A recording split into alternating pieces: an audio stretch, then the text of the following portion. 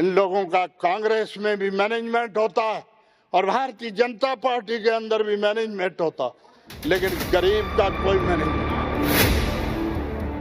राजस्थान के जो मीडिया के अधिकारी है, जिसका नाम भी बहुत खराब है, कातिल। कातिल हमारी जबान में तो हम कत्ल करने को वाले कहते हैं। मैंने जुर्म 323 का किया अध्यक्ष महोदय, मुझे सजा 302 में। क्या मेरे से कोई गलती है तो आप सभी माफ करो। मुझे इस राजनीति की गंदगी, इस दुनिया के गंदे व्यवहार से मैं पहले 2 साल चुनाव के वक्त भी कह चुका हूं कि भविष्य में हम राजनीतिक नहीं करना चाहते। इन मीडिया ने बराबर मुझे तस्कर बताया। मैं 1 महीना उस थाने में रहा, उस थानेदार ने मेरे को रोटी खिलाई। अगर वो जीवराज सिंह भाटी नहीं होता तो मैं आज संसार में जिंदा नहीं होता। तो मेरे को ये कहते हैं कि ये राजपूत विरोधी है। अगर उस राजपूत ने मेरी जान बचाई है, मैं विरोधी नहीं हूं। हाँ, गंवार आदमी है, इतनी सोच समझ नहीं है जितनी राजेंद्र राठौड़ में है, या जितनी रघु शर्मा में है, घनश्याम जी में है, गुलाब चंद कटारिया में है। मेरी तमाम जांच कर दी जाए, अगर मैं दोषी पाया गया 1% भी, तो भारतीय नागरिकता छोड़ दूंगा। मीडिया से दरखास्त करता हूं मैं, आप हिम्मत और ईमान और हौसला है तो गरीबों का पीछे मत करो। मैं मेरे मकान में था, जबरदस्ती मेरे मकान में ये घुसे। कल में आया बाबूलाल नागर की गाड़ी में, उसका भी पट्टी चला दी। अमीन खान का दिल है अभी तक लाल बत्ती से। अरे मेरा क्या दिल होगा, 60 किलोमीटर पैदल चलने वाला मैं आदमी। रासुका में बॉर्डर पे कुछ लोगों को बंद कर रहे थे, लिस्ट दी जिसमें सबसे ऊपर मेरा नाम था। वो भैरू सिंह शेखावत ने कहा ऊपर वाला नाम हटा दो, तो उन्होंने जिद किया। तो भैरू सिंह ने हरी सिंह सोढ़ा को कहा, वो MLA, हरी सिंह जी जिद मत करो, गरीब आदमी है, मैं इसको अरेस्ट नहीं करना चाहता। अगर ज्यादा जिद करते हो बाड़मेर SP को फोन करता हूं, एक टाइम में तुम्हारे दोनों घरों की तलाशी होगी। मुझे यकीन है उसके घर में राली निकलेगी, आपके घर में पाकिस्तान का सोना निकल सकता है। मेरे बाप दादा से आज तक राजपूत समाज से हमारे मधुर संबंध है। चुनाव जरूर BJP का उम्मीदवार मेरे सामने राजपूत लड़ता है, लेकिन कुछ आदमी दुनिया में अच्छे होते हैं और कुछ अच्छे नहीं होते। मेरे सामने बाड़मेर के रावत उम्मेद सिंह भी चुनाव लड़े, जीते। उन्होंने 5 साल में मेरे को अपनी जुबान से खराब आदमी नहीं कहा। आपके सिखाने से नहीं बोलता। अध्यक्ष महोदय, मैं कैसे रोके व्यक्तिगत आरोप? एक अध्यक्ष महोदय, आपकी इजाजत हो तो प्लीज। अध्यक्ष महोदय, मैं एक ऐसे परिवार से, साधारण ग्रामीण पशुपालक का घर का आदमी हूं, जिसने पढ़ाई इस अंगली के जरिए जमीन पे गाया में ग्वाला रहते हुए की है। और प्लीज कृपया शांति रखें। पूरी जिंदगी अपने हाथ से मजदूरी करके आज तक हमने रोटी खाई है। हमने शोषण करके, ठगी करके, चोरी करके या तस्करी करके एक दिन भी खाना नहीं खाया, न किसी ऐसे आदमी के घर खाया। लेकिन जाने अनजाने में इतने हम बुद्धिमान नहीं है कि ऐसे शब्द को राष्ट्रपति के नाम से यूज करना नहीं चाहिए था। वो मेरे से भूल में हुआ। पाली जिला कांग्रेस कमेटी का सम्मेलन था, उस सम्मेलन में कांग्रेसियों में भारी रोष था और कांग्रेसियों ने सरकार 2 साल के पर असंतोष जाहिर किया। तब मैंने इंदिरा गांधी की उस किताब के अनुसार किचन कैबिनेट का उस राष्ट्रपति महोदय का हवाला देते हुए मैंने उनकी तारीफ की है। मैंने इंदिरा गांधी की तारीफ की है, मैंने सोनिया गांधी की तारीफ की है। उस शब्द को इन्होंने कोई बढ़ा चढ़ा करके मैंने महसूस किया कि लगातार 3 दिन मीडिया ने पट्टी चलाई तो मेरे प्रति उनकी एक सोच विचार षड्यंत्र योजना थी जिसमें मैं फैल हुआ। अध्यक्ष महोदय, मैं विपक्ष के मेरे भाइयों को कुछ भी कहा हुआ उनको तो माफ करता हूं, क्योंकि उनका हमारे विरोध करने का कर्तव्य बनता है भारतीय संविधान की व्यवस्था के अनुसार।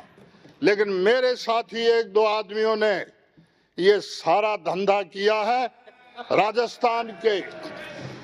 राजस्थान के जो मीडिया के अधिकारी है, जिसका नाम भी बहुत खराब है, कातिल हमारी जबान में तो हम कत्ल करने को वाले कहते हैं, इसका यूज किया गया और इससे सारा 3 दिन मेरे खिलाफ मीडिया से प्रचार करके मेरे को त्याग पत्र देना पड़ा। त्याग पत्र मेरा मैं अपने आप में वाजिब मानता हूं, क्योंकि राष्ट्रपति ने अपनी तौहीन मान ली तो मुझे त्याग पत्र देना अनिवार्य था।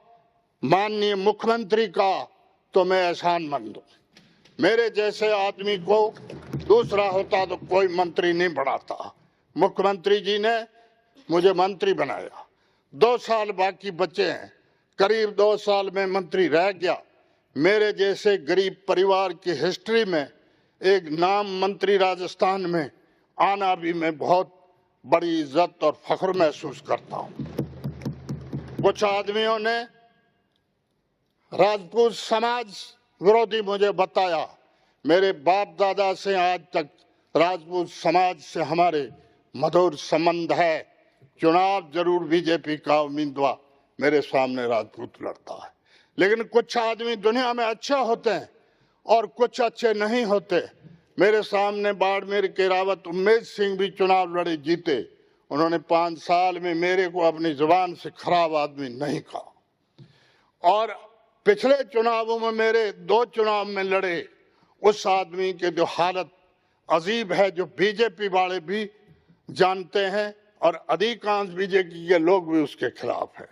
उन्होंने राष्ट्रपति भवन को एक जातीयता के हिसाब से इस्तेमाल करके कहा कि राजपूत समाज की इसने तौहीन कर दी, नाक भर दिया, और राष्ट्रपति को मजबूर करके इन सोनिया गांधी को कहलाना पड़ा, जिससे मुख्यमंत्री को सोनिया गांधी ने इस्तीफे के लिए कहा।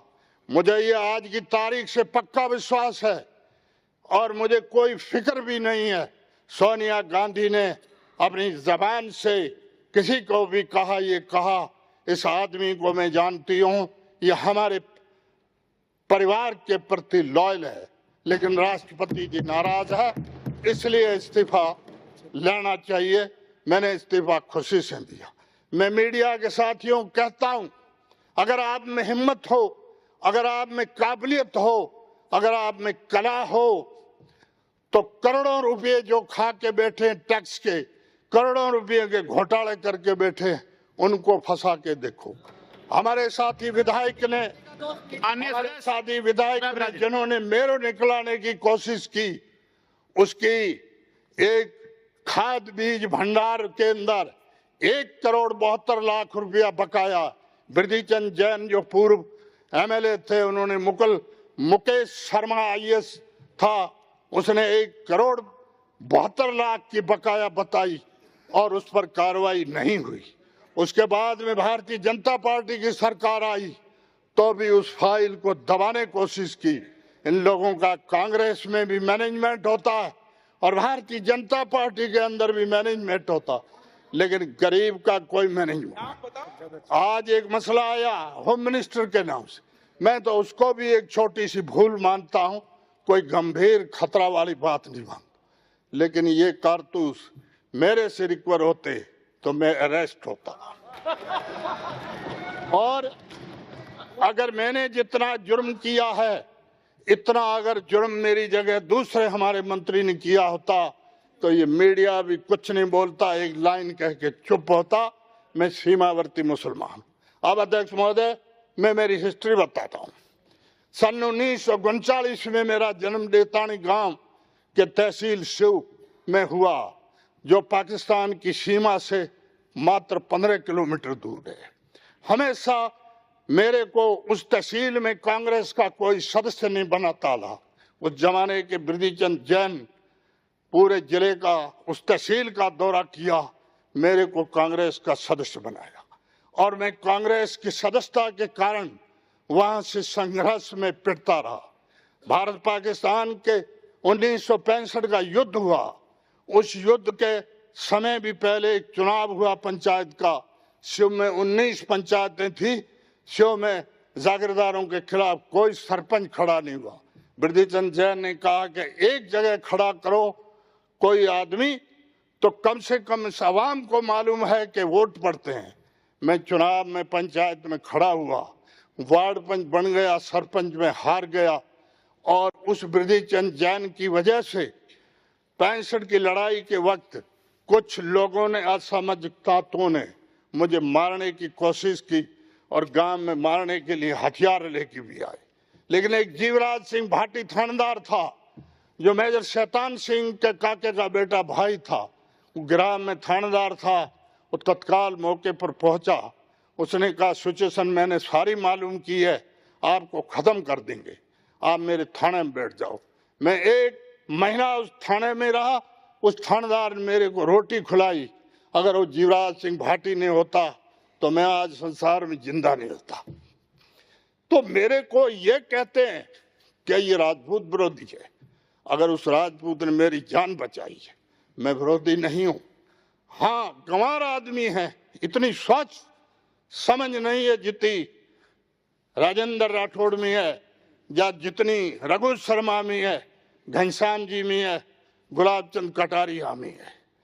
उनसे हम समझ से बहुत दूर हैं।